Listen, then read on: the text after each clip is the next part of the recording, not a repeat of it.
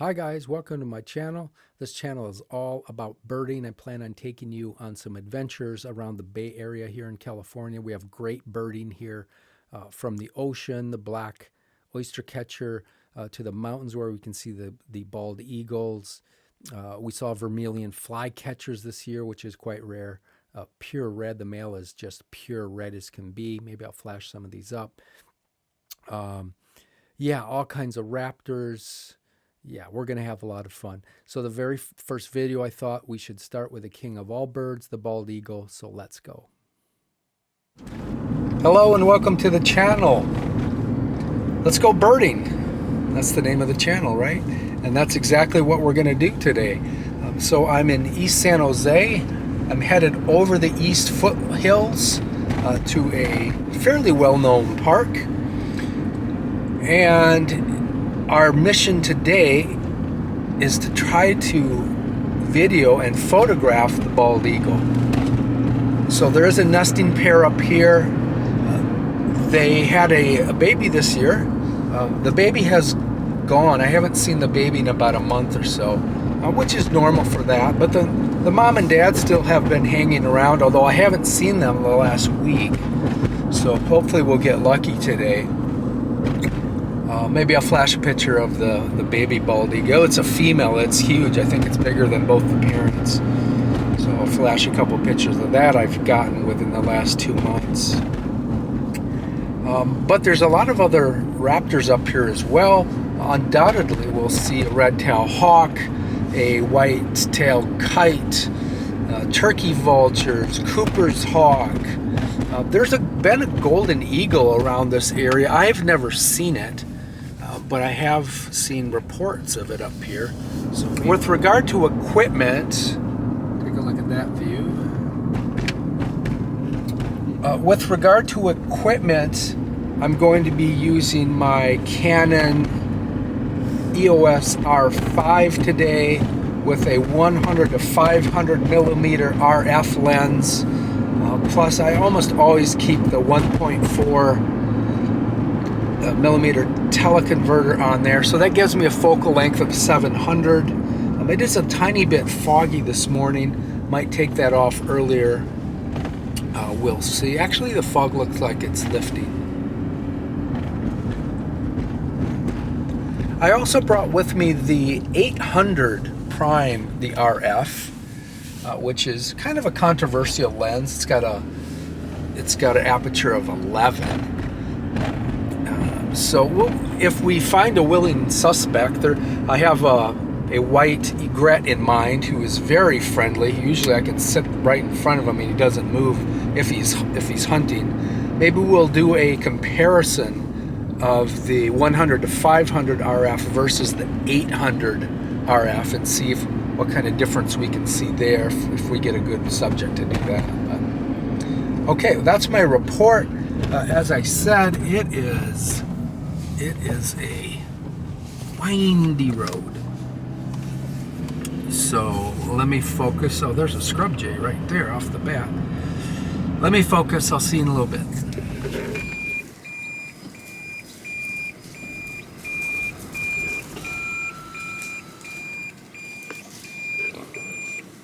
A lot of wild pigs up here. I'm gonna be quiet because we're by the eagle's nest.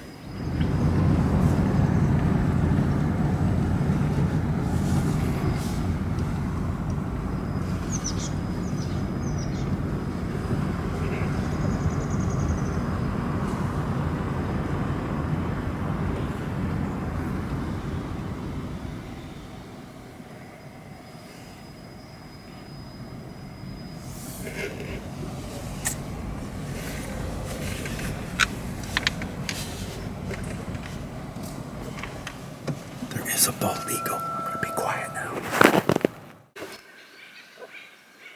don't know if you can see him or not.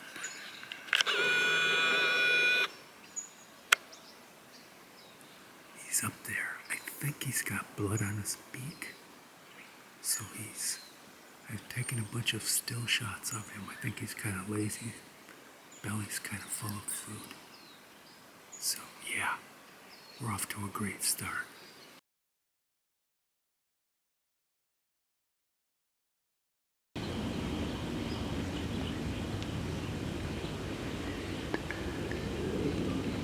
Yep, there is a bald eagle.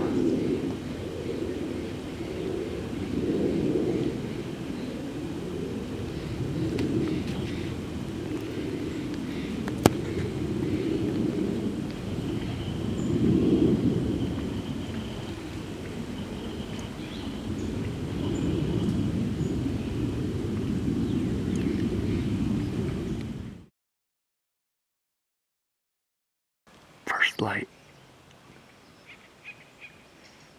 They're so beautiful, aren't they?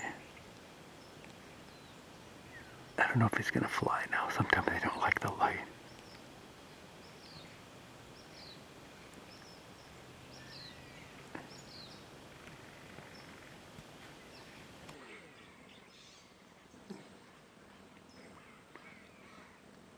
There's the 800.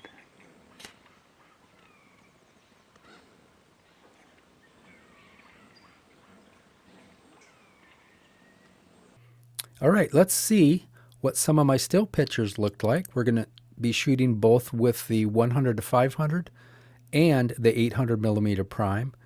And let's see at the end, let's see if you can tell the difference. So here's the first picture. This is with the 100 to 500. Sun has not come up yet. It's getting close, but we needed more light. So this is 4,000 shot with 4,000 ISO, which is very high. This is even through topaz denoise. It still looks a little grainy. Feather definition isn't the greatest. Shutter speed is great, 1/500th of a second, maybe a little slow even. Now the sun is up, much better. So feather definition is better.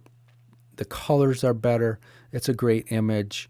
And that's because I was able to drop the ISO way down. I think I dropped it down to 800. Could be down even lower.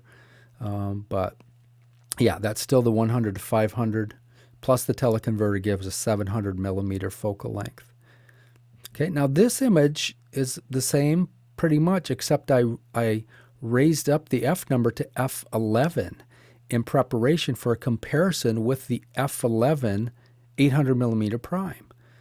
And so this is another great image with the 100 to 500 and good feather definition. And yeah, so now we're coming up on the 800 millimeter prime, which is F11. Can you tell the difference? It's got 10 more millimeters of reach, so the eagle looks a little wider to me. Feather definition is fantastic. The eye is sharp. I mean, what more could you want? And that lens is $1,000 versus the 100 to 500 plus the teleconverter, that's $3,500. And I challenge you to tell them apart. In fact, let's do that right now. So which one of these was shot with the 800 millimeter prime versus the 100 to 500 plus teleconverter? Can you tell? $1,000 versus $3,500. Can you even tell which is which? Pretty darn tough. They both look great to me. Okay, the one on the right is the 800 millimeter prime. The one on the left is the 100 to 500 plus teleconverter. All right, let's move on. Okay, I'm going to go down to the lake. He's still sitting up in that tree. And it's been like an hour, and I'm wrecking my morning light, so let's see if we can find other birds of prey. All right, thank you, Mr. Eagle, for the photo opportunity. Sorry I didn't get to see you fly, but hey, let's go to the lake.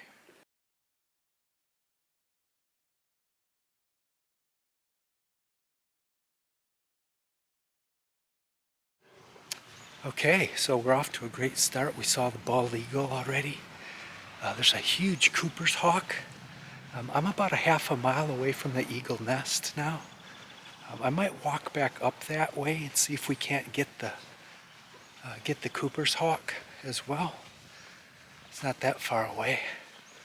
I'm just looking at the other perches over that way. I don't see the other bald eagle. So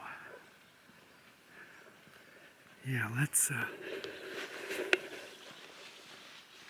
take a walk up that way and see if we can't see the Cooper's hawk. There's no wind right now, so most of these birds of prey, they're just going to sit. They're not going to really fly and hunt much right now. When the wind comes up, that's the best time to get birds of prey. When they first start hunting, I've learned. So, okay, I got about a half a mile to go. See you in a bit.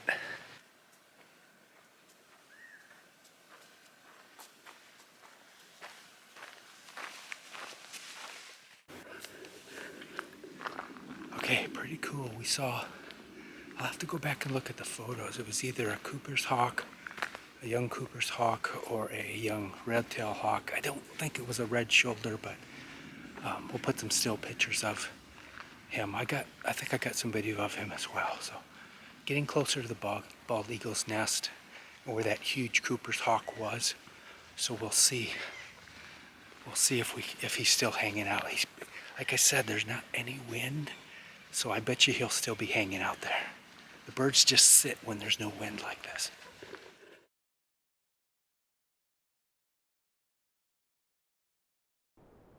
First thing we came upon was a tree filled with turkey vultures, which is quite common up there. But then if you look down in the lower right-hand corner, we saw some kind of a bird of prey. There's a close-up of a turkey vulture. That's a mature turkey vulture. The new ones that just came up have a black head. And here is just a beautiful, pretty close-up shot. Turned out to be a red-shouldered hawk. If you look on the shoulders, you can see very slight red coloration.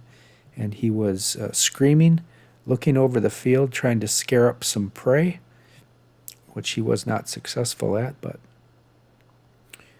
there's another close-up of him. Just a beautiful bird, very young. Yep, that is the story. I think it's a red shoulder. I'll have to check when I get home.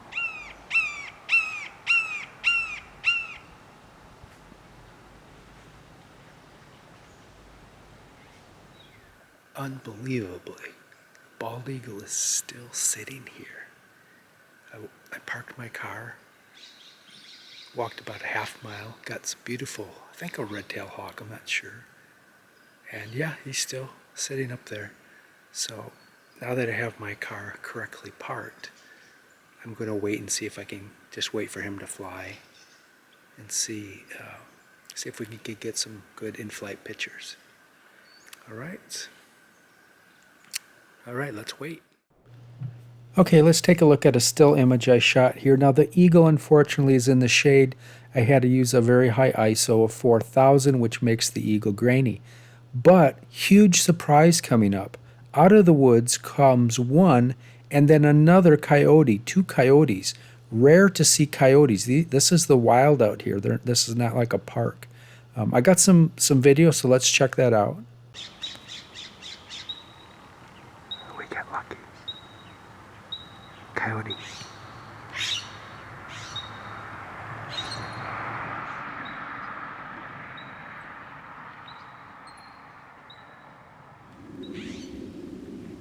Okay, again, he has outweighted me. The light is getting bad, so I want to go to the lake and see if we can see the white-tailed kites. And yeah, so he's just in a sitting mood today. He doesn't even usually come over here. He sees me, he's out of here.